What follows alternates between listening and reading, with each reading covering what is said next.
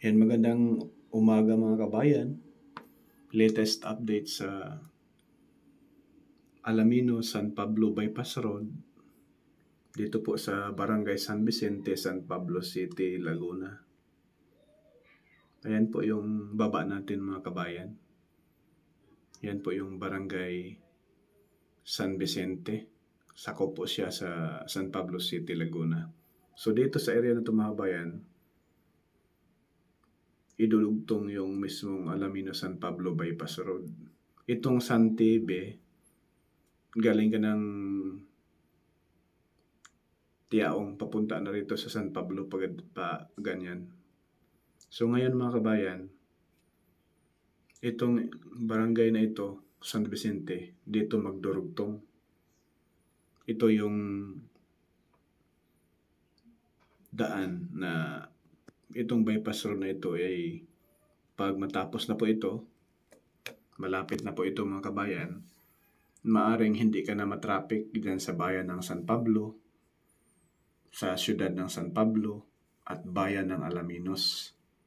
Good morning po mga kabayan, welcome sa ating update rito po sa San Pablo Alaminos Bypass Road. Ito na po mga kabayan, nakaraang buwan hindi pa to tinambakan dito ng lupa, ngayon tinambakan na. At doon sa unahan may bahay pa dyan, gigibain yung bahay na yan. At yung sa likuran simentado na yan. Ito po yung budget nito mga bayan, no? Tingnan nyo ha, yung budget. Grabe, ang laki, 224 million, no? Pero malayo naman ito mga kabayan. 12 kilometer po ito mahigit. Yan yung cost.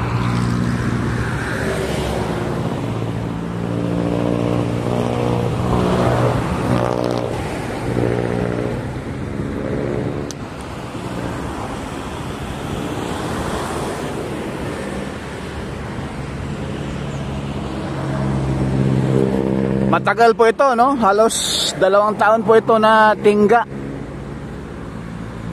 Ayan, ito na po mga bayan. Yung area na yan, papunta yan doon sa Tiaong. Yung area na yan.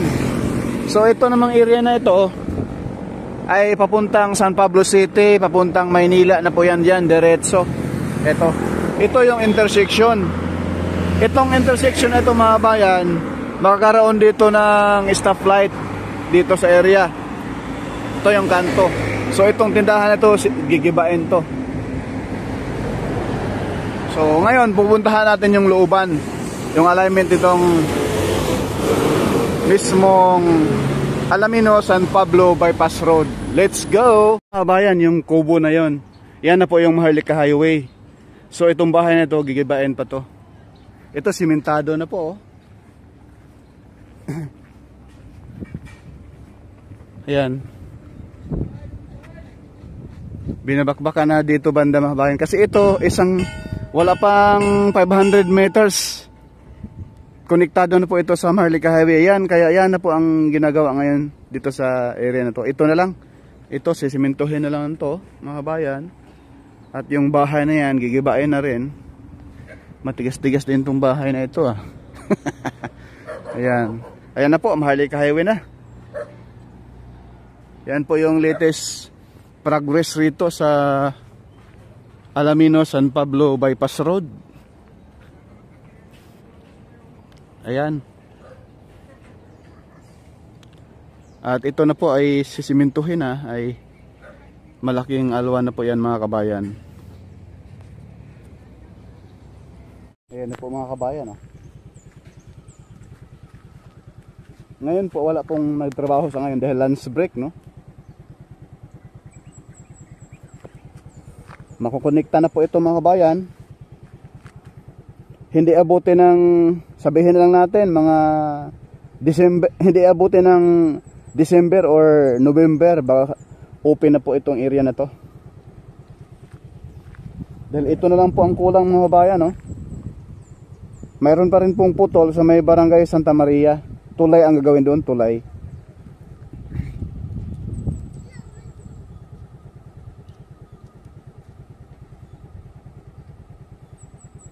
Simentado na yung kabila.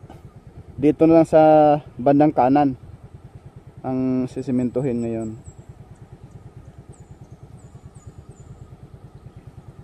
At ito na yung karugtong, no? Ito na yung matagal nang tapos dito sa area. Papunta na po ito doon sa mismong Barangay Santa Maria. Itong area na to, Barangay San Vicente, no? San Pablo City, Laguna. Ito yung drone shot natin mga kabayan.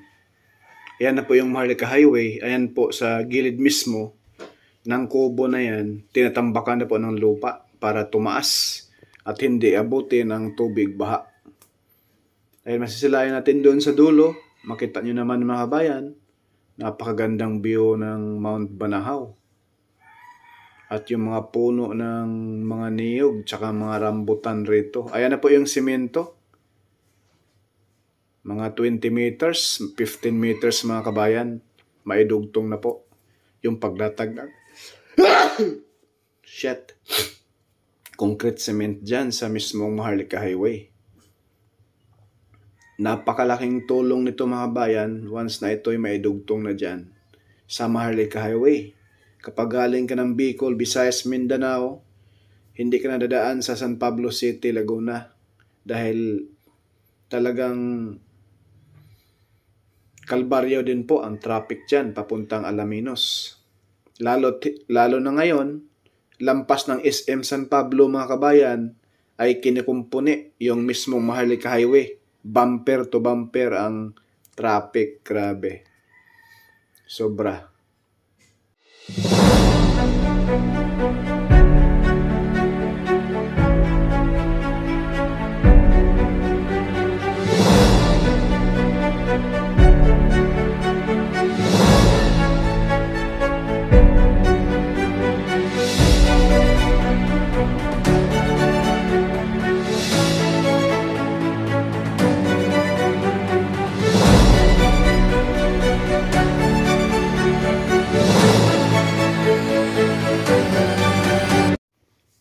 Ayan po mga bayan, yung bagong latag na concrete cement. Ayan po yung mga dumadaan ng mga tao dyan.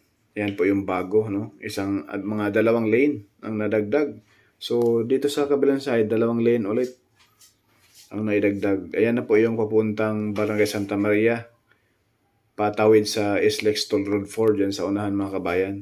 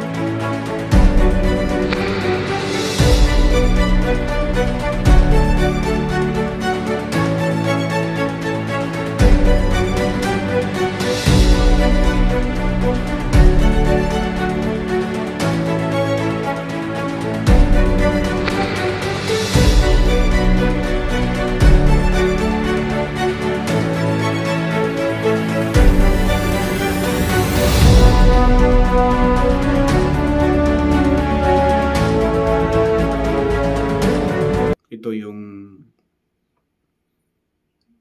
daan na itong bypass road na ito ay pag matapos na po ito, malapit na po ito mga kabayan, maaring hindi ka na matraffic dyan sa bayan ng San Pablo, sa syudad ng San Pablo at bayan ng Alaminos. Dito na po kayo dadaan pakaliwa. Pag galing ka ng Tiaong, galing ka ng Bicol, Visayas, Mindanao, dito na. At itong kasada nito, sa baba natin yung Malapad, yan po yung SLEX Toll Road 4. So dito na portion na ito, ayan, ginagawaan na po yan ngayon ng tulay, ito ilog po yan. So sa ngayon po, ginagawa na po yan ngayon mga kabayan. Pagkalampas niyan, dito sa Barangay San Miguel, ito po, ito yung putol. Kita niyo mga kabayan. Pinasok na natin yan dyan, no? Pasok tayo dyan sa mga niyugan, looban dyan mga kabayan. So dito may ilog. Dito sa area may ilog to. Hindi lang makita dito sa Google, dito sa area na to. Putol. Ayan. Ito yung Barangay San Miguel Road. Ito, yung daan na ito. Pahaba, paakyats. Na kung baybayin mo yung Barangay San Miguel, ito na po yung Tagos. Yan, San Pablo interchange ng Islex Toll Road 4. Ayan. Masisalayan natin mga bayan, no? Ito yung putol, ang malaking tinik. Na ngayon po, ginagawa na rin po yan ngayon mga kabayan. Sana po, pakiusap po sa national government, sa DPWH, na mabilisan ano, mapabilisan siya ng paggawa, hindi yung medyo tagi-ilang tao lang. At minsan, mantini yung trabaho. Sayang naman yung tax ng taong bayan dyan na kinakain na nga ng anay sa lipunan. Pagdating sa trabaho, mantini pa. At ito naman po yung Tagos dito mga kabayan. Itong areang to, galing ng Alamino San Pablo, yung kalsada na yan. Ayan po yung Maharlika Highway, oh. Ito. Yan po yung Maharlika Highway. Isang diversion road po. Pero ito mga kabayan, ito na to. Ito yung Alamino San Pablo. So itong kalsada na ito, papuntang Lipa City, Batangas ito. At ito yung alignment. Yan ang malaking kalsada sa gilid ng bypass road. Yan po yung Islex Toll Road 4. At ito na yung Maharlika Highway. Dito na yung karugtong mga kabayan. May gasoline station dito. Ayan po. Gasoline station ito. At ito gasoline station. Diyan po nag-start ang Islex San Pablo Alaminos Bypass Road. Ipalayo natin. Ayan. Masisilayan natin yan dito mga kabayan. Ayan po. Ayan. Yung San Vicente. Ito sa gawing kanan. Ang Alaminos gawing kaliwa rito. Ito. Yan. Klaro po mga kabayan? So yun lang po muna mga kabayan yung ating latest update sa araw ng linggo. Dito po sa San Pablo Alaminos Bypass Road. Please like, share, subscribe. Huwag po tayo mag-skip sa ads. Napakalaking tulong na po yan sa ating pag-vlog. Thank you and God bless po.